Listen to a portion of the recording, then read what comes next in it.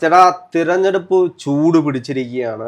അതോടൊപ്പം തന്നെ നമ്മൾ ഓരോ മണ്ഡലങ്ങളിലൂടെയും പോകുന്നൊരു സാഹചര്യത്തിൽ ഇപ്പോൾ തിരുവനന്തപുരം ജില്ലയിലേക്ക് പോകുകയാണെങ്കിൽ തിരുവനന്തപുരം ജില്ലയിലെ രാഷ്ട്രീയ സാഹചര്യം ഏറെ മാറിയിട്ടുണ്ട്. അത് മാത്രമല്ല, കേരളത്തിന്റെ നിയമസഭ തന്നെ അവിടെയാണ്. അപ്പോൾ ഏറ്റവും കൂടുതൽ ചർച്ചാ വിഷയം നടക്കുന്നത് തിരുവനന്തപുരം ജില്ല ആരായിരിക്കും പിടിക്കാൻ പോകുന്നത്, അത് കൂടുതൽ സ്ഥാനാർത്ഥികൾ തിരുവനന്തപുരത്ത് നിന്ന് ആർക്കായിരിക്കും ഉണ്ടാകുന്നതെന്നൊരു ചോദ്യമുണ്ട്. ആദ്യം തന്നെ നമ്മൾ വർക്കലയിലേക്ക് പോവുകയാണെങ്കിൽ എങ്ങനെയാണ് അവിടുത്തെ ഒരു രാഷ്ട്രീയ സാഹചര്യം? രാവിലെ തിരുവനന്തപുരം ജില്ല ആര് പിടിക്കും പൂർണ്ണമായി എന്നൊരു ചോദ്യം രാഹുൽ ചോദിക്കുമ്പോൾ അതിനകത്ത് ആദ്യം പറയേണ്ട മറുപടി എന്ന് പറയുന്നത് CPM-ന്റെ കഴിഞ്ഞ തവണ LDF-ന് 13 സീറ്റാണ് കിട്ടിയത്. അതിൻ്റെ കാരണം എന്ന് പറയുന്നത് ആനാവൂർ നാഗപ്പൻ എന്ന CPM-ന്റെ ഒരു ജില്ലാ സെക്രട്ടറി ഉണ്ടായിരുന്നു. അദ്ദേഹത്തിൻ്റെ ആ ഒരു പ്രവർത്തന രീതിയാണ് ആ കിട്ടാനുള്ള കാരണം. ഇപ്പം നമ്മൾ ഇലക്ഷൻ എഞ്ചിനീയറിംഗ് എന്നൊക്കെ പറയും, ഇലക്ഷൻ സ്ട്രാറ്റജി എന്നൊക്കെ പറയുന്ന പോലെ തിരുവനന്തപുരത്തിൻ്റെ സ്വഭാവം അനുസരിച്ച് വർക്ക് ചെയ്ത ആ പാർട്ടി സെക്രട്ടറി ഉണ്ട്, നാഗപ്പൻ എന്ന പാർട്ടി സെക്രട്ടറി. അദ്ദേഹം ഇപ്പോൾ പാർട്ടിയിൽ ഈ പറയുന്ന രീതിയിൽ ഒന്നുമല്ലാതെ അദ്ദേഹത്തിനെ മാറ്റി നിർത്തിയിട്ടുണ്ട്. അങ്ങനെ CPM-നെ അല്ലെങ്കിൽ ഇടതു മുന്നണിയെ നയിക്കാൻ ഒരു നല്ല മുഖം ഇത്തവണ തിരുവനന്തപുരത്തില്ല. അതുകൊണ്ട് തന്നെ CPM കഴിഞ്ഞ തവണ കിട്ടിയതുപോലെ 13 സീറ്റൊന്നും കിട്ടാനുള്ള സാധ്യതയില്ല. അല്ല, മുഴുവനായിട്ടും മൊത്തത്തിൽ നമ്മൾ നോക്കിയാൽ തിരുവനന്തപുരത്ത് 14 മണ്ഡലങ്ങളിലേക്ക് പോവുകയാണെങ്കിൽ ആദ്യം വരുന്ന മണ്ഡലം വർക്കല തന്നെയാണ്. അതെ, വർക്കലയിൽ ഇപ്രാവശ്യം മത്സരിക്കുന്നത് വർക്കല കഹാർ, വി ജോയി, എസ് സ്മിത, ഇവർ 3 പേരുമാണ് മത്സരിക്കുന്നത്. അവിടെ ആർക്കാണ് ഒരു സാധ്യത കൂടുതലുള്ളത്? അല്ല, വി ജോയി എന്ന CPM-ന്റെ മുൻ ജില്ലാ സെക്രട്ടറി ഇപ്പൊ മാറിയിട്ടേ ഉള്ളൂ. ജോയി എന്ന് പറയുന്ന ജില്ലാ സെക്രട്ടറി അല്ലാതെ മറ്റൊരു പേര് നിർദ്ദേശിക്കാൻ ഇല്ലേ എന്ന് പാർട്ടിയുടെ സംസ്ഥാന സെക്രട്ടറി തന്നെ ജില്ലാ കമ്മിറ്റി യോഗത്തിൽ ചോദിച്ചിരുന്നു. അപ്പൊ അവിടെ ജോയി എന്ന് പറയുന്ന ഒരു സ്ഥാനാർത്ഥി അല്ല നിൽക്കുന്നത് തന്നെ അവിടെ ഒരു വലിയ വിഷയം ഉണ്ടായിട്ടുണ്ട്. പാർട്ടിക്കകത്ത് വിഭാഗീയത ഉണ്ടായിട്ടുണ്ട്. CPM-ന്റെ ഏരിയ കമ്മിറ്റി അംഗമായിരുന്ന ഒരു സ്മിത BJP-യിലേക്ക് പോയതായിട്ട് വാർത്തയുണ്ട്. അവിടെ കഹാറിനാണ് ഒരു എഡ്ജ് ഇപ്പോൾ ഉള്ളതാണ്. ആ സ്മിത തന്നെയല്ലേ യഥാർത്ഥത്തിൽ NDA-യുടെ സ്ഥാനാർത്ഥി? അതെ അതെ, അവിടെ കഹാർ സ്വാഭാവികമായിട്ടും 2 കമ്മ്യൂണിസ്റ്റുകാർ തമ്മിലാണ് അവിടെ മത്സരം വരുന്നത്. BJP-യിലാണെങ്കിലും കമ്മ്യൂണിസ്റ്റ് പാർട്ടിയിലാണെങ്കിലും 2 പേരാണ്. അതെ, വോട്ട് സ്പ്ലിറ്റ് ആവാൻ സാധ്യതയുണ്ട്. ഈ ജോയിയെ എത്ര കണ്ട് താല്പര്യക്കുറവുണ്ട്, അല്ലെങ്കിൽ ആ മണ്ഡലത്തിൽ ജോയിയോട് താല്പര്യം, നേരത്തെ ജോയിക്കൊരു ഇതുണ്ടായിരുന്നു, എഡ്ജ് ഉണ്ടായിരുന്നതാണ്. ഇപ്പോൾ ജോയിക്ക് അവിടെ താല്പര്യക്കുറവുണ്ട്. കഹാർ മുൻകാല കോൺഗ്രസിന്റെ ഒരു നേതാവാണ്. തിരുവനന്തപുരത്തെ അറിയപ്പെടുന്ന കരുണാകരൻ ഗ്രൂപ്പുകാരനായ ഒരു നേതാവാണ്. കഹാർ അറിയാത്ത ആളുമല്ല. കഹാറിന് പ്രായമുണ്ട്. കഹാർ അവിടെ അത്യാവശ്യം ജനസമ്മതനായ ഒരു നേതാവാണ്. വർക്കല ഹിന്ദു ഭൂരിപക്ഷവും മുസ്ലിം ന്യൂനപക്ഷവും ഉള്ളൊരു മണ്ഡലമാണ്. അപ്പോൾ അങ്ങനെ വരുന്നൊരു സാഹചര്യത്തിൽ കോൺഗ്രസിനാണോ അവിടെ കഹാറിന് സാധ്യതയുണ്ട് എന്നാണ് തിരുവനന്തപുരത്തെ മാധ്യമപ്രവർത്തകരോട്ടൊക്കെ സംസാരിച്ചപ്പോൾ അറിയാൻ കഴിയുന്നത്. അതായത് അവിടെ വർക്കലയിൽ കോൺഗ്രസ് അധികാരത്തിൽ വരാനുള്ള സാധ്യതകളുണ്ട് UDF-ന്. എന്ന് വെച്ചാൽ അതിന്റെ കാരണം മറ്റൊന്നുമല്ല, CPM-നകത്തുള്ള വിഭാഗീയതയും 2 ആന്റി ഇൻകംബൻസി, ജോയി എന്ന് പറയുന്ന നേതാവിനോടുള്ള ഒരു ചെറിയ അവമതിപ്പ്, BJP വളർന്നത്, അവിടെ BJP വളർന്നിട്ടുണ്ട്. അവിടെ ഈ BDJS-നാണ് ആ സീറ്റ് ആദ്യം പോയത്. അവിടെ നിന്ന് പിടിച്ചു വാങ്ങിയാണ് NDA ഈ സ്മിത എന്ന് പറയുന്ന പഴയ ഏരിയ കമ്മിറ്റി അംഗമാണ്, ചില്ലറക്കാരിയല്ല CPM-ന്റെ. അപ്പോൾ രണ്ടാമത്തത് ആറ്റിങ്ങലേക്ക് വരികയാണെങ്കിൽ ആറ്റിങ്ങല് സന്തോഷ് ഭരതനും പിന്നെ OS Ambika, advocate P Sudheer, ഇവർ 3 പേരുമാണ് മത്സരിക്കുന്നത്. അവിടുത്തെ ഒരു സാഹചര്യം അവിടെ OS അംബികയ്ക്കാണ് സാധ്യതയുള്ളതെന്നാണ് നമുക്ക് അറിയാൻ കഴിയുന്നത്. OS അംബികയാണ് കഴിഞ്ഞ തവണയും ജയിച്ചത്, സിറ്റിംഗ് MLA. UDF-ന് അവിടെ ഒരു സാധ്യതയില്ല. അതൊരു പുതിയ സ്ഥാനാർത്ഥിയാണ്. അത് സംവരണ സീറ്റാണ്, സംവരണ മണ്ഡലമാണോ എന്നും സംശയമുണ്ട്. കാര്യം OS അംബികയാണ് അവിടെ ജയിച്ചിരിക്കുന്നത്. അവർക്ക് തന്നെയാണ് ജയിക്കാൻ സാധ്യത. അവർ തന്നെ ജയിക്കും. ഈ സന്തോഷ് ഭദ്രൻ എന്ന് പറയുന്ന സ്ഥാനാർത്ഥി പുതിയൊരു സ്ഥാനാർത്ഥി ആയതുകൊണ്ട് അവിടെ ഒരു എന്തെങ്കിലും ട്വിസ്റ്റ്, അപ്രതീക്ഷിതമായിട്ടൊരു അവിടെ ഒരു ഇടത് ശക്ത കേന്ദ്രമാണ്. അപ്പൊ അതുകൊണ്ട് തന്നെ ഈ പിണറായി വിജയൻ രണ്ടാമത് ഇവർ തന്നെ മത്സരിക്കണമെന്ന് പറഞ്ഞതിന്റെ ഒരു കാരണം അതാണ്. അംബികയ്ക്കാണ് സാധ്യത എന്നാണ് പറയുന്നത്. അപ്പൊ ഒരു LDF മണ്ഡലമായതുകൊണ്ട് LDF-ന് ഒരു സാധ്യതയുണ്ട്. പിന്നീട് ചിറയൻകീഴേക്ക് വരികയാണെങ്കിൽ രമ്യ ഹരിദാസ്, നമുക്കറിയാം MP ആയിരുന്നു, കോൺഗ്രസിന്റെ കരുത്തുറ്റൊരു നേതാവാണ്. അതേപോലെ തന്നെ മനോജ് B എടമന്ന, പിന്നെ BS അനൂപ്, ഇവർ 3 പേരുമാണ് മത്സരിക്കുന്നത്. അവിടെ ആർക്കാണ് ഒരു സാഹചര്യം? രമ്യ ഹരിദാസിനെ പ്ലേസ് ചെയ്യുന്നുണ്ട് എന്തെങ്കിലും ഗുണം UDF-ന് അവിടെ ഉണ്ടാകുന്നുണ്ടോ? അല്ല, രമ്യ ഹരിദാസ് എന്ന് പറയുന്ന ഒരു നേതാവ്, കേരളം മൊത്തത്തിൽ അറിയപ്പെടുന്ന ഒരു നേതാവ്, എവിടെ നിന്നാലും അറിയുന്ന ആള് എന്ന രീതിയിലാണ് പ്ലേസ് ചെയ്തിരിക്കുന്നത്. എന്നാൽ LDF-ലെ ആ കാൻഡിഡേറ്റിനെ ആർക്കും അറിയത്ത് പോലുമില്ല. ഈ പറയുന്ന മനോജ് എന്ന് പറയുന്ന കാൻഡിഡേറ്റിനെ ആർക്കും അറിയത്ത് പോലുമില്ല. ശരിക്കും തിരുവനന്തപുരം ജില്ലക്കകത്ത് എനിക്കറിയില്ല, ഞാൻ കേട്ടിട്ടില്ല ഇങ്ങനൊരു നേതാവിനെ. അപ്പോൾ ശരിക്കും രമ്യയ്ക്ക് ഒരു സാധ്യത ഉണ്ടെന്ന് വേണമെങ്കിൽ പറയാം. പക്ഷെ അത് പിന്നെ ഇടതുപക്ഷ അനുഭവമുള്ള മണ്ഡലമാണ്. അപ്പോൾ ഇടതുപക്ഷത്തിനാണ് അവിടെ സാധ്യതകൾ വരുന്നത്. അല്ല, സാധ്യത പറയാനാണെന്നുണ്ടെങ്കിൽ സ്ഥാനാർത്ഥിയുടെ മഹിമയിൽ എനിക്ക് തോന്നുന്നില്ല.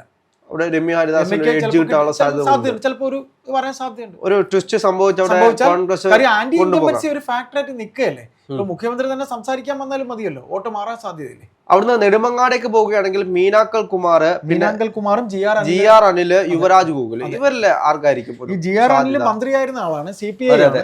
അപ്പൊ ഇവിടെ നമ്മൾ ഈ പ്രധാനമായിട്ട് കാണേണ്ട ഒരു കാര്യം, PM ശ്രീ പദ്ധതിയുമായി ബന്ധപ്പെട്ട് ഈ ജി ആർ അനിൽ ശിവൻകുട്ടി പോര് നടന്നത് നമ്മൾക്ക് ഓർമ്മയുണ്ടല്ലോ. കാര്യം ആ ഓഫീസിൽ ജി ആർ അനിൽ എന്ന് പറയുന്ന അദ്ദേഹം മന്ത്രിയാണ്, CPIയുടെ മന്ത്രിയാണ്. തിരുവനന്തപുരത്ത് ഒരു കൗൺസിലർ ആയിരുന്ന ആളാണ് ജി ആർ അനിൽ. പാർട്ടിയിലെ ഡബിൾ പ്രൊമോഷനാണ്. നെടുമങ്ങാട് ഇടുന്നു, അദ്ദേഹം ജയിക്കുന്നു, അദ്ദേഹത്തെ മന്ത്രിയാക്കുന്നു. അദ്ദേഹത്തിന്റെ ഭാര്യ CPIയുടെ പിന്നെ സെൻട്രൽ കമ്മിറ്റി അംഗമോ CC അംഗമോ എന്താണ്, അങ്ങനെയാണ് അദ്ദേഹം മന്ത്രിയൊക്കെ ആകുന്നതൊക്കെയാണ് പറയുന്നത്. എന്തായാലും ഇത്തവണ ആന്റി ഇൻകംബൻസി അനിലിനെതിരെ വരാൻ സാധ്യതയുണ്ട്.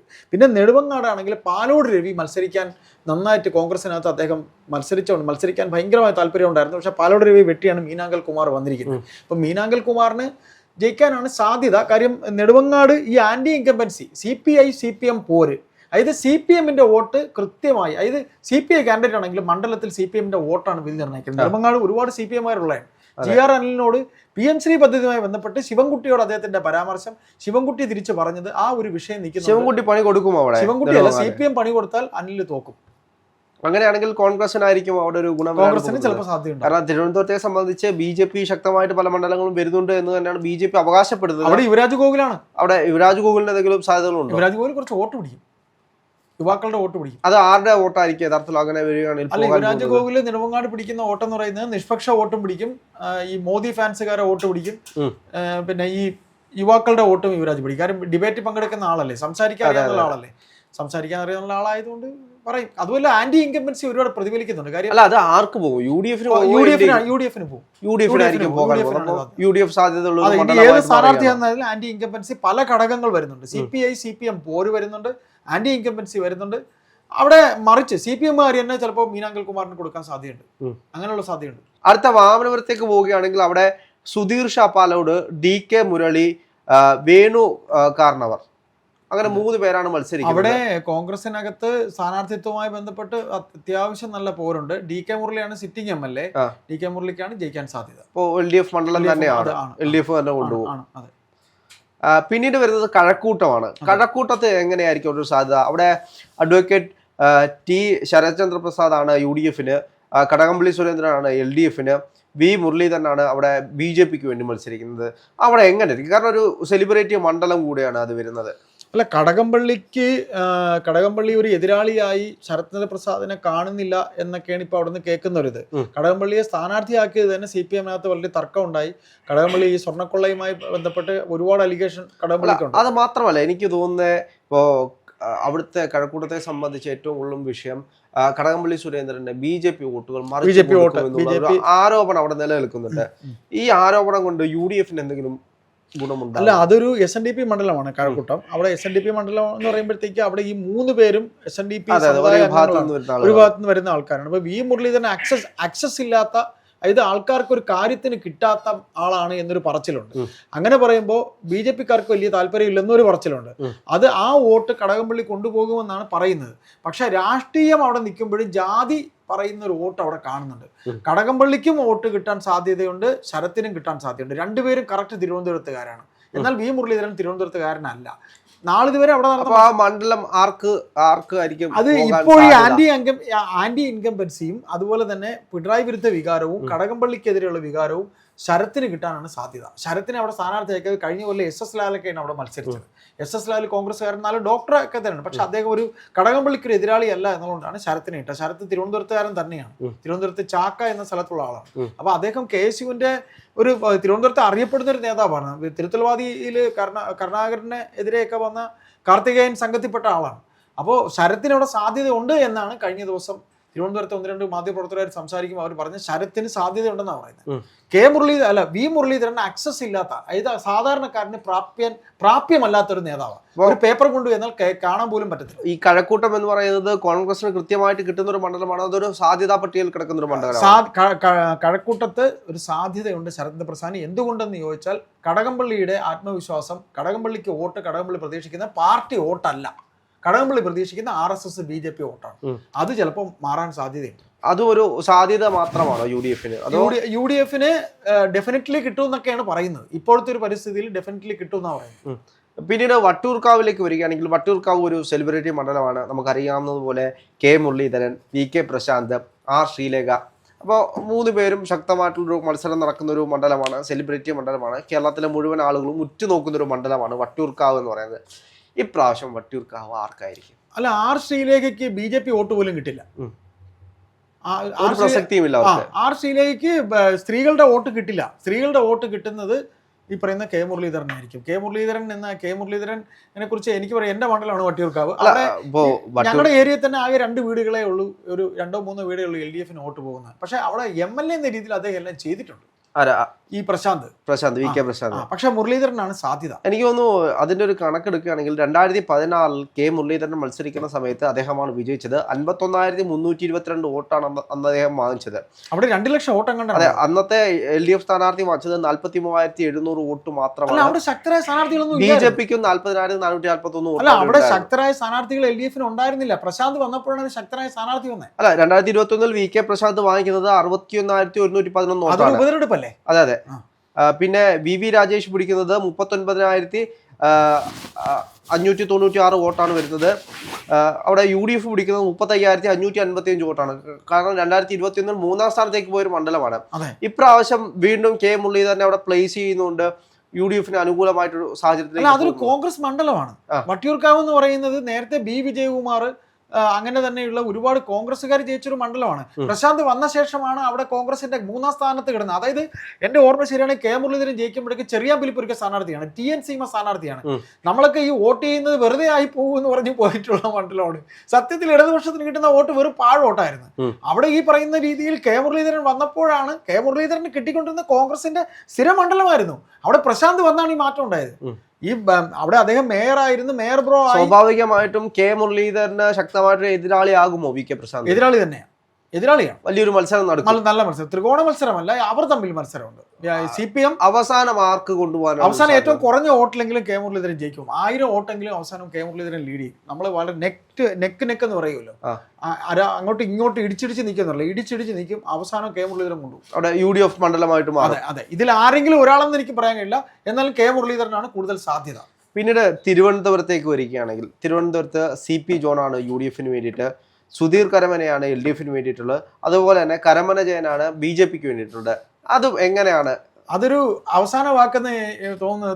തിരുവനന്തപുരം നിവാസി എന്ന രീതിയിൽ ആ മണ്ഡലത്തിന്റെ ഒരു സ്വഭാവം വെച്ച് നോക്കുമ്പോൾ CP ജോൺ അവസാനം കൊണ്ട് ജയിക്കും. അതെന്ന് വെച്ചാൽ ഈ കോസ്റ്റൽ ഏരിയ വോട്ടുണ്ട്. CP ജോൺ എന്ന് പറയുന്ന വ്യക്തി, ആ പേര് അതുകൊണ്ട് തന്നെ കിട്ടാൻ സാധ്യതയുണ്ട്. കാര്യം ആന്റണി രാജു ജയിച്ച എന്തുകൊണ്ടെന്ന് ചോദിച്ചാൽ ആ പേര്, ആ ന്യൂനപക്ഷ സമുദായത്തിന്റെ വോട്ട്, ക്രിസ്ത്യൻ വോട്ട്, അതായത് അത് വരുന്ന ഭാഗം എന്ന് പറഞ്ഞാൽ ഞാൻ പറഞ്ഞിട്ടുണ്ട്, ശംഖുമുഖം, കണ്ണാന്തുറ, വെട്ടുകാട്, പിന്നെ വള്ളക്കടവ്, വലിയതുറ, ഈഞ്ചക്കൽ, ഇങ്ങനെ നഗരത്തിന്റെ ഏതാണ്ട് ഒരു പകുതിയോളം ഭാഗം, അതായത് നമ്മൾ ആ ഹൈവേയുടെ ഒരു വലതുവശം എന്ന് പറയുന്ന കോസ്റ്റൽ ഏരിയ. അത് നമ്മൾ ഈ ഹൈവേ നമുക്ക് മധ്യത്തെ വിഭജിക്കാം. എന്നിട്ട് റൈറ്റ് സൈഡിലെ കുറച്ച് ഹിന്ദു വോട്ടുള്ളൂ. ആ വോട്ടാണ് ഈ കരമന ജയൻ ഉൾപ്പെടെ BJP മനസ്സിൽ കാണുന്നത്. പക്ഷെ ആ വോട്ട് കൃത്യമായിട്ട് അവർക്ക് കിട്ടുമെന്ന് ചോദിച്ചാൽ അതിൽ കുറച്ച് വോട്ട് കൂടെ ചിലപ്പോൾ വലതുപക്ഷത്തേക്ക് വരാൻ സാധിക്കും. കാര്യം തലസ്ഥാനമാണ്, തലസ്ഥാനത്തിന്റെ ഹൃദയഭാഗമായിട്ടുള്ള ഒരു മണ്ഡലമാണ്. CP ജോൺ ഒരു പിന്നെ ക്രിസ്ത്യൻ സമുദായത്തിന്റെ ആളായതുകൊണ്ട് ഇനി അദ്ദേഹം ലത്തീൻ ആണോ എന്ന് എനിക്കറിയില്ല. ലത്തീൻ സമുദായത്തിന്റെ വോട്ട്, മുസ്ലിം വോട്ടൊക്കെ ഒരു ഘടകമാണ്. പിന്നീട് അതുകൊണ്ട് CP ജോണിനെ പ്രതീക്ഷിക്കാം. ഈ പറയുന്ന LDFന്റെ സ്ഥാനാർത്ഥി എങ്ങുമേ എത്തില്ല, സുധീർ കരമന എങ്ങും എത്തില്ല. ചിത്രത്തിൽ പോലും 3-ാം സ്ഥാനം എത്താൻ സാധ്യതയുണ്ട്. അപ്പോൾ അതൊരു UDFന്റെ മണ്ഡലമായിട്ട് മാറി. നിയമത്തേക്ക് വരികയാണെങ്കിൽ എങ്ങനെയാണ് നിയമം? കാരണം നമുക്കറിയാം വലിയ ട്വിസ്റ്റുകൾ നടന്നുകൊണ്ടിരിക്കുന്ന ഒരു സ്ഥലമാണ് നിയമം. BJP പിടിക്കുമെന്ന് എല്ലാവരും പറഞ്ഞെടുത്ത മണ്ഡലം. രാജീവ് ചന്ദ്രശേഖരൻ ഇലക്ഷന് 6 മാസം മുമ്പിട്ട് താൻ അവിടെ മത്സരിക്കാൻ പോകുന്നു. അത് താൻ മത്സരിക്കുമോ എന്ന് ചോദിക്കുമ്പോൾ മത്സരിക്കും. അത് മാത്രമല്ല, നിയമത്താണ് മത്സരിക്കുന്ന 6 മാസം മുമ്പിട്ട് പറഞ്ഞൊരു മണ്ഡലമാണ്. അപ്പോൾ സ്വാഭാവികമായിട്ടും ആദ്യമായിട്ട് BJP അക്കൗണ്ട് തുറക്കുന്ന ഒരു സ്ഥലം കൂടിയാണ് നിയമം. ഇപ്രാവശ്യം എങ്ങനെയായിരിക്കും നിയമത്തിന്റെ ഒരു സാധ്യത? അവിടെ UDFന് വേണ്ടി മത്സരിക്കുന്നത് KS ശബരിനാഥനാണ്, LDFന് വേണ്ടി V ശിവൻകുട്ടിയാണ്, BJPക്ക് വേണ്ടിയിട്ട് രാജീവ് ചന്ദ്രശേഖരാണ്. അവിടെ എങ്ങനെയായിരിക്കും? അല്ല, രാവിലെ ഈ കോർപ്പറേഷൻ പിടിച്ചിരിക്കുന്നത് തിരുവനന്തപുരത്ത് BJP ആണെങ്കിലും സുരേന്ദ്രൻ അനുകൂലികളാണ് ഏറ്റവും കൂടുതൽ അവിടെ BJPക്കുള്ളത്. ഈ മണ്ഡലത്തിൽ സുരേന്ദ്രൻ അനുകൂലികളാണ് ഏറ്റവും കൂടുതൽ. അദ്ദേഹത്തിന്റെ ഈ സ്വത്ത് വിവരം പ്രകടനം അദ്ദേഹം കൊടുത്ത പത്രികയിൽ, അദ്ദേഹത്തിന്റെ പത്രികയിൽ ഈ എഴുതിയിരിക്കുന്ന കണക്ക് വിവരം ആദ്യം വെളിപ്പെടുത്തി കൊടുത്ത അവരെന്നാണ് എനിക്ക് കിട്ടിയത്. അതുകൊണ്ട് ആദ്യത്തെ പണി തന്നെ കൊടുത്തത് BJPക്കാരാണ്. കാര്യം അദ്ദേഹം ഒരു ഇറക്കുമതിയാണെന്നും അദ്ദേഹത്തിനോട് താല്പര്യമില്ലാത്ത സുരേന്ദ്രൻ പക്ഷം, ഈ കൗൺസിലർമാർ, നമ്മൾ കഴിഞ്ഞ ദിവസം കുറച്ച് കൗൺസിലർമാർ ലിസ്റ്റ് എടുത്തു, അവരെല്ലാം തന്നെ സുരേന്ദ്രൻ പക്ഷമാണ്. അതുകൊണ്ട് സുരേന്ദ്രൻ പക്ഷത്തിന്റെ ഒരു കളി അവിടെ നടക്കും. അല്ല, നിയമത്തെ കുറിച്ച് നമ്മൾ ഒരുപാട് ചർച്ച ചെയ്തിരുന്ന ഒരു വിഷയമാണ്. നിയമത്തെ സംബന്ധിച്ച് വിചാരിച്ചൊരു ഇമ്പാക്ട് ഇപ്പൊ ഇല്ല. നിയമത്തെ സംബന്ധിച്ച് മൊത്തത്തിൽ 22 വാർഡുകളാണ് ഉള്ളതെങ്കിൽ അതിൽ 17 എണ്ണവും അത് നമ്മൾ സംസാരിച്ചല്ലോ. നമ്മൾ സംസാരിച്ച ശേഷം തിരുവനന്തപുരത്ത് 1-2 BJP-കാരുമായിട്ടൊക്കെ നമ്മൾ ഈ പറയുന്ന നമ്മുടെ വിഷയം ഇതായതുകൊണ്ട് തന്നെ അവരോടൊക്കെ സംസാരിക്കാൻ വിളിച്ചപ്പോൾ അവർ പറഞ്ഞു എല്ലാം സുരേന്ദ്രപക്ഷക്കാരനാണ്. എന്തുകൊണ്ട് വി രാജേഷ് മേയറായി? വി രാജേഷിന്റെ പേരും ശ്രീലേഖയുടെ പേരും അല്ലേ വന്നത്? വി രാജേഷ് ആണല്ലോ മേയറായത്. എന്തുകൊണ്ടായത്? സുരേന്ദ്രൻ പറഞ്ഞിട്ടല്ലേ അതായത്. സുരേന്ദ്രന് വി മുരളീധരൻ ഒരേപോലെ പറഞ്ഞു. സുരേന്ദ്രൻ പക്ഷക്കാരായ ആൾക്കാരാണ് അവിടെ ഉള്ളത്, ആ കൂട്ടത്തിലുള്ള അത്രയും. ആ പറയുന്ന കൗൺസിലർമാര് ആ ഏരിയയിൽ സുരേന്ദ്രൻ പക്ഷക്കാരാണ്. അവർ കോൺഗ്രസിന് കുത്തും, ചിലപ്പോൾ കോൺഗ്രസിന് വോട്ട് മറിയും. കോൺഗ്രസ് മണ്ഡലമാണ് പഴയ. നമ്മൾ പറഞ്ഞല്ലോ, ശബരിനാഥിനെ ഇറക്കിയത് തന്നെ ഈ പറയുന്ന രീതിയിൽ തിരിച്ചു പിടിക്കുക എന്നുള്ള ലക്ഷ്യത്തോടെ തന്നെയാണ്. അത് തിരിച്ചു പിടിച്ചാൽ അത് ശബരിനാഥന്റെ ക്രെഡിറ്റ് ആണ്, ശബരിനാഥന്റെ ഏറ്റവും വലിയ മെരിറ്റ് ആണ്. വലിയൊരു ട്വിസ്റ്റ് നടക്കാൻ സാധ്യതയുണ്ട്. കാര്യം BJP-ക്ക് അകത്ത് തന്നെ പാലം വലി ഭംഗിയായിട്ട് നടക്കും, ഉറപ്പ്. അപ്പോ അത് സാധ്യതാ മണ്ഡലത്തിലേക്ക് വരികയാണ്. അതായത് സുരേഷ് എന്ന് പറഞ്ഞ് ഇദ്ദേഹത്തിന്റെ കൂടെ ഒരാൾ നടക്കുന്നുണ്ട്, ഒരു നെയ്യാറ്റിൻകര സുരേഷ്. അയക്കിട്ട് പണി കൊടുക്കുക എന്നുള്ളത് BJP തീരുമാനിച്ചിരിക്കുക. അവിടെ നിന്ന് നമ്മൾ അരുവിക്കരയിലേക്ക് വരികയാണെങ്കിൽ, അരുവിക്കരയിൽ UDF വേണ്ടിയിട്ട് VS ശിവകുമാറാണ്, LDF വേണ്ടിയിട്ട് G സ്റ്റീഫനാണ്, അതെ BJP-ക്ക് വേണ്ടിയിട്ട് വിവേക് ഗോപനാണ്. ഇതില് എങ്ങനെയായിരിക്കും? വിവേക് ഗോപൻ ഒന്നും ചിത്രത്തിൽ വരത്തില്ല. ഒരു സിനിമാ താരം സ്റ്റീഫൻ ജയിക്കാൻ സാധ്യത കുറവാണ്. സിനിമാ താരമായതുകൊണ്ട് അങ്ങനെയൊന്നും വരില്ല. അത് കാണാൻ ആള് കൂടുന്നതായിരിക്കും. പക്ഷെ സ്റ്റീഫന് സാധ്യത കുറവാണ്. ശിവകുമാർ ജയിക്കും, എന്ത് വില കൊടുത്തും ശിവകുമാറിനെ ജയിക്കണം എന്നുള്ളതുകൊണ്ട് ശിവകുമാർ ഏത് വിധേനയും ജയിക്കാനുള്ള ശിവകുമാർ സാധ്യതയാണോ അതോ സ്റ്റീഫൻ ജയിക്കില്ലെന്നാണോ? UDF-ന് ജയിക്കാൻ സാധ്യതയുണ്ട്. UDF-ന് കിട്ടുന്ന മണ്ഡലങ്ങളിൽ ഒന്ന് തന്നെ ആയിരിക്കും അത്. നിയമത്തിന്റെ കണക്കിൽ നമുക്ക് അതിനെ പെടുത്താം. ഒരു ഫൈറ്റിംഗ് നടക്കും, നല്ല അസൽ ഫൈറ്റിംഗ് നടക്കും. നിയമം നമ്മൾ പക്ഷേ കൂട്ടിവെച്ചത് UDF-ന്റെ സാധ്യതാ ലിസ്റ്റിലാണ്. ഇതും അരുവിക്കരയും സാധ്യത ലിസ്റ്റിലുണ്ട്. കാര്യം എന്ന് വെച്ചാൽ അവിടെ ഈ പറയുന്ന സ്റ്റീഫൻ കഴിഞ്ഞ തവണ വെറും തുച്ഛ വോട്ടിനാണ് ഈ ശബരിനാഥനെ തോപ്പിച്ചത്. അത് പാർട്ടിക്കകത്ത് കോൺഗ്രസിനകത്ത് കിടന്നൊരു പാലം വലിയായിരുന്നു. ഇപ്പൊ അദ്ദേഹത്തിന് ശിവകുമാർ അവിടെ വന്നിരിക്കുമ്പോൾ ശിവകുമാറിന് എന്ത് വില കൊടുത്തും ജയിക്കേണ്ടത് ഒരു ആവശ്യമാണ്. അപ്പം NDA വോട്ടൊന്നും വലുതായിട്ടൊന്നും NDA വോട്ട് ഇവിടെ ശിവകുമാറിന് കിട്ടാൻ സാധ്യതയുണ്ട്. അപ്പോൾ അരുവിക്കരയിൽ UDF ആയിരിക്കും വരാൻ പോകുന്നത്. സ്റ്റീഫന് സാധ്യത കുറവാ. സ്റ്റീഫൻ കഴിഞ്ഞ തവണ തട്ടിമുട്ടിയും ജയിച്ചതാ. സ്റ്റീഫൻ ജയിക്കുന്ന ഒരിക്കലും പ്രതീക്ഷിച്ചല്ല. സ്റ്റീഫൻ അവിടുത്തെ നാടാർ സമുദായത്തിന്റെ ഇതിൽപ്പെട്ട ഒരാളാണ്. ശിവകുമാർ നായരാണ്. നായർ വോട്ട് ഒരു വലിയ ഘടകമാണ്. NDA വോട്ടും കോൺഗ്രസ് വോട്ടും കൃത്യമായി കിട്ടിയാൽ ഈ വിവേകനൊക്കെ 3-ാം സ്ഥാനത്ത് തന്നെ പോകും. ആ നടൻ വിവേക് ഗോവനൊക്കെ 3-ാം സ്ഥാനത്ത് തന്നെ പോകും അല്ലെ? ആ സീരിയലിന്റെ താരമല്ലേ, അദ്ദേഹം 3-ാം സ്ഥാനത്തേക്ക് തന്നെ പോകും. കാര്യം BJP വോട്ടും അറിയാനുണ്ട്. ശിവകുമാർ ഒരല്പം BJP ചായ്വുള്ള ഒരാളൊക്കെ VS ശിവകുമാർ ഭാഗ്യമുള്ള ഒരാളാണ്. പിന്നെ നമ്മൾ പാറശാലയിലേക്ക് വരികയാണെങ്കിൽ UDF-ന് വേണ്ടിയിട്ട് നെയ്യാറ്റിൻകര സനലാണ്, LDF-ന് വേണ്ടിയിട്ട് CK ഹരീന്ദ്രനാണ്, BJP-ക്ക് വേണ്ടിയിട്ട് NDA-ക്ക് വേണ്ടിയിട്ട് അഡ്വക്കേറ്റ് ഗിരീഷ് നെയ്യാറാണ്. ഇതിൽ എങ്ങനെയായിരിക്കും അവിടുത്തെ ഒരു സാധ്യത? അവിടുത്തെ വിഷയം ഈ ഗിരീഷ് നെയ്യാർ നല്ലൊരു കാൻഡിഡേറ്റ് എന്നാണ് പറയുന്നത്. അവിടെ BJP-യുടെ ഗിരീഷ് നെയ്യാർ കുറെ വോട്ട് പിടിക്കുമ്പോൾ അത് ഹരീന്ദ്രൻ നായർക്ക് പോകുന്ന വോട്ടായിരിക്കും. ഹരീന്ദ്രൻ നായർ BJP വോട്ടിലാണ് ജയിച്ചുകൊണ്ടിരിക്കുന്നത് എന്നൊക്കെ പറയുന്നുണ്ട്. പിന്നെ CPM-നകത്ത് കടുത്ത വിഭാഗീയതയൊക്കെ അവിടെയുണ്ട്. കാര്യം VS പക്ഷത്ത് നിന്ന് ഹരീന്ദ്രൻ നായർ ഇപ്പോ പിണറായി പക്ഷത്തേക്കൊക്കെ പോയി 2 തവണ, കഴിഞ്ഞ തവണ ലീഡ് കൂടുതൽ മണ്ഡലമല്ല ആയിരുന്നു. അത് നേരത്തെ LDF മണ്ഡലം അല്ലാതായിരുന്നു. അത് ഹരീന്ദ്രൻ നായർ വന്ന ശേഷം കിട്ടിയതാണ്. കാര്യം പാറശാല, നെയ്യാറ്റിൻകര, ഈ പറയുന്ന കാട്ടാക്കട നിയമമൊന്നും ഒരിക്കലും LDF മണ്ഡലം അല്ല. അതാണ് ഞാൻ ആദ്യം പറഞ്ഞത്. ആനാവൂർ നാഗപ്പൻ എന്ന് പറയുന്ന അവരുടെ ജില്ലാ സെക്രട്ടറി ഉണ്ടായിരുന്നപ്പോഴാണ് അതെല്ലാം കൃത്യമായിട്ട് കിട്ടിയത്. കോർഡിനേഷൻ ഇല്ല. ഇത്തവണ കോർഡിനേഷൻ കുറവാണ്. അതുകൊണ്ട് ഈ പറയുന്ന ഹരീന്ദ്രൻ നായർ പാറശാല ജയിക്കാനുള്ള സാധ്യതയില്ല എന്ന് നെയ്യാറ്റിൻകര തന്നെയുള്ള നമ്മുടെ സുഹൃത്തുക്കൾ പറഞ്ഞതാണ്. കാര്യം BJP വോട്ടിലാണ് അദ്ദേഹം ജയിച്ചുകൊണ്ടിരുന്നത്. അവിടെ ആ പറയുന്ന BJP സ്ഥാനാർത്ഥിയുടെ പേര് പറഞ്ഞ അദ്ദേഹത്തിന്റെ പേര് BJP സ്ഥാനാർത്ഥി പേര് അഡ്വക്കേറ്റ് ഗിരീഷ് നെയ്യാർ. ഗിരീഷ് നെയ്യാർ കുറെ വോട്ട് പിടിക്കും. ആ വോട്ടല്ല ഇദ്ദേഹത്തിന്റെ, ഹരീന്ദ്രൻ നായർ വോട്ടാണ്. പിന്നെ CPM-നകത്ത് കടുത്ത വിഭാഗീയത ഹരീന്ദ്രൻ നായരോടുണ്ട്. അത് LDF-ന് ഗുണം, UDF-ന് അത് ഗുണം ചെയ്യും. ഈ പറയുന്ന ബിജു നെയ്യാർ വോട്ട് പിടിച്ചാൽ അത് സനൽ എത്രയോ വർഷമായിട്ട് പാർട്ടിക്കകത്ത് നിൽക്കുന്നുണ്ട്. പിന്നെ റിബലുണ്ട് അവിടെ റിബലും ഉണ്ട്. ഒരു ജോർജോ TGS ജോർജോ അങ്ങനെ അല്ല, കോൺഗ്രസിന്റെ റിബലുണ്ട്. പക്ഷെ നെയ്യാറ്റിൻകര സനലി ജയിക്കും എന്നാണ് പറയുന്നത്. സനലി ജയിക്കേണ്ടതാണ്. ഒരു സാധ്യത കൊടുക്കാം അവിടെ, സാധ്യതാ ലിസ്റ്റിലേക്ക് ഇടാം. അതെ. പിന്നീട് കാട്ടാക്കടയിലേക്ക് വരികയാണെങ്കിൽ UDF-ന് വേണ്ടിയിട്ട് MR ബൈജു, LDF-ന് വേണ്ടിയിട്ട് IB സതീഷ്, BJP-ക്ക് വേണ്ടി NDA-ക്ക് വേണ്ടിയിട്ട് PK കൃഷ്ണദാസ്. അവിടുത്തെ ഒരു സാഹചര്യം എങ്ങനെയാണ്? കൃഷ്ണദാസ് നല്ലൊരു കാൻഡിഡേറ്റ് ആണ് BJP-യുടെ. കൃഷ്ണദാസ് സൗമ്യ മുഖമുള്ള ഒരു BJP നേതാവാണ്, എത്രയോ പ്രാവശ്യമായിട്ട് മത്സരിക്കുന്നുണ്ട്. അപ്പോൾ അദ്ദേഹത്തിൻ്റെ ലീഡ് വർദ്ധിക്കാൻ സാധ്യതയുണ്ട്, അദ്ദേഹത്തിന് വോട്ട് ശതമാനം കൂടാൻ സാധ്യതയുണ്ട്. അങ്ങനെ വരുമ്പോൾ ആ വോട്ട് പോകുന്നത് ഇയാൾ IB സതീഷിൽ നിന്നാണ്. IB സതീഷ് കഴിഞ്ഞ പ്രാവശ്യം ആദ്യം കിട്ടിയ വോട്ടിനേക്കാളും കൂടുതൽ ഭൂരിപക്ഷം സതീഷിനുണ്ട്. സതീഷ് അവിടുത്തെ BJP RSS പയ്യന്മാർക്ക് വളരെ താല്പര്യമുള്ള ലീഡ് മെച്ചപ്പെടുത്തി വരുന്ന ഒരു നേതാവാണ് IB സതീഷ്. അതെ, പക്ഷെ അത് ഇത്തവണ കുറയും. അത് കൃഷ്ണദാസ് എന്നാലും വിജയം LDF തന്നെ ആയിരിക്കും. അല്ല, അത് എനിക്ക് സാധ്യത പറയാൻ കഴിയില്ല. കാര്യം മറ്റേ UDFന്റെ അത് പുതിയൊരു സ്ഥാനാർത്ഥിയാണ്, അത് ബൈജു അല്ലെ, MR ബൈജു പുതിയൊരു സ്ഥാനാർത്ഥിയാണ്. അതുകൊണ്ട് ഈസി വാക്ക് ഓവർ കിട്ടില്ല. സാധ്യത വേണമെങ്കിൽ കോൺഗ്രസിന് കൊടുക്കാം, കോൺഗ്രസിന് സാധ്യത കൊടുക്കാം. അതെ അതെ, ഇത് നെയ്യാറ്റിൻകരയിലുള്ള നമ്മുടെ പ്രാദേശിക ലേഖകരൊക്കെ പറയുന്നതാണ്, എന്നോട് നമ്മൾ സംസാരിച്ച പ്രാദേശിക ലേഖകരൊക്കെ പറയുന്നതാണ്. അപ്പോ കാട്ടാക്കട MR ബൈജുവിനൊരു സാധ്യത കൊടുക്കാം. പിന്നെ കോവളത്തേക്ക് വരികയാണെങ്കിൽ കോവളം M വിൻസെന്റ് ജയിക്കും. പിന്നെ അത് നീലോസ് നാടായിരുന്ന ഒരു സ്ഥാനാർത്ഥി പോലും അല്ല. എന്ത് അർത്ഥത്തിൽ അവിടെ ഇട്ടിരിക്കണമെന്ന് ആർക്കും അറിയില്ല. ഈ TN സുരേഷ് അപ്പോ അത് എനിക്ക് അവിടെ മറ്റു രണ്ടും അപ്രസക്തമാണ്. വിൻസെന്റ് അത്ര ഉണ്ട മണ്ഡലത്തിന് വേണ്ടി ചെയ്തിട്ടുണ്ട്. ഓ വിൻസെന്റ് വിജയിക്കും. UDF ഉറപ്പിച്ചൊരു മണ്ഡലമാണ്. നെയ്യാറ്റിൻകരയിലേക്ക് വരികയാണെങ്കിൽ N ശക്തൻ, K ആൻസലൻ, S രാജശേഖരൻ നായർ, ഇതിൽ ആർക്കായിരിക്കും ഒരു സാധ്യത പോകുന്നത്? അല്ല, ഈ BJP കാൻഡിഡേറ്റ് ഒന്നും ചിത്രത്തിലേ വരില്ല. ഇല്ല അവിടെ UDF LDF തമ്മിലുള്ള ഫൈറ്റ് ആണ്. ഹിന്ദു നാടാരും ക്രിസ്ത്യൻ നാടാരും തമ്മിലുള്ള മത്സരമായിരിക്കും. ആൻസലന് പഴയ ഒരു എഡ്ജൊന്നും അവിടെ ഇല്ല. അതുകൊണ്ട് തന്നെ ആൻസലൻ ജയിക്കാനുള്ള സാധ്യത കുറവാണ്. അവിടെ ശക്തനാണ് സാധ്യത. ശക്തൻ ഏത് വിധേനയും ജയിക്കുമെന്നാണ് ഇപ്പൊ കിട്ടുന്നത്. നെയ്യാറ്റിൻകര അപ്പോൾ UDF-നൊപ്പം ആയിരിക്കും. ആൻസലിന് സാധ്യത കുറവെന്നാണ്. കാര്യം ആന്റി ഇൻകംബൻസി തലസ്ഥാനമല്ലേ, തലസ്ഥാനത്ത് ഏറ്റവും കൂടുതൽ പ്രതിഫലിക്കുന്ന തലസ്ഥാനത്തായിരിക്കും. കാര്യം ഭരണവിരുദ്ധ വികാരം ഏറ്റവും കൂടുതൽ, കാര്യം എല്ലാം കാണുന്നത് അവിടെയാണല്ലോ. അപ്പോൾ ഉറപ്പായിട്ട് അത് പണി വരുന്നത് അവിടെ, അത് ഉറപ്പാണ്. അത് തീർച്ചയായിട്ടും ആൻസലൻ തോക്കും. ശക്തന് സാധ്യതയുണ്ട്. അപ്പോൾ നമ്മൾ 14 മണ്ഡലങ്ങൾ പറഞ്ഞു. ഈ 14 മണ്ഡലങ്ങളിൽ UDF ഈസി വാക്കറുകളിൽ ജയിക്കാൻ സാധ്യതയുള്ള മണ്ഡലങ്ങൾ ഏതൊക്കെയാണ്? നമ്മൾ പറഞ്ഞത് UDF-ന് സാധ്യതയുള്ളത് കഴക്കൂട്ടം, ഞാൻ പറഞ്ഞു ഇപ്പൊ പറയുകയാണ്. കഴക്കൂട്ടമുണ്ട്, വട്ടിയൂർക്കാവുണ്ട്, കോവളമുണ്ട്, നെയ്യാറ്റിൻകരയുണ്ട്. ഈ 4 മണ്ഡലങ്ങളും ഈസി വാക്കറുകളിൽ 4 പറഞ്ഞു. കഴിഞ്ഞ തവണ എന്ന് പറഞ്ഞാൽ 1 സീറ്റാണ് കിട്ടിയത്.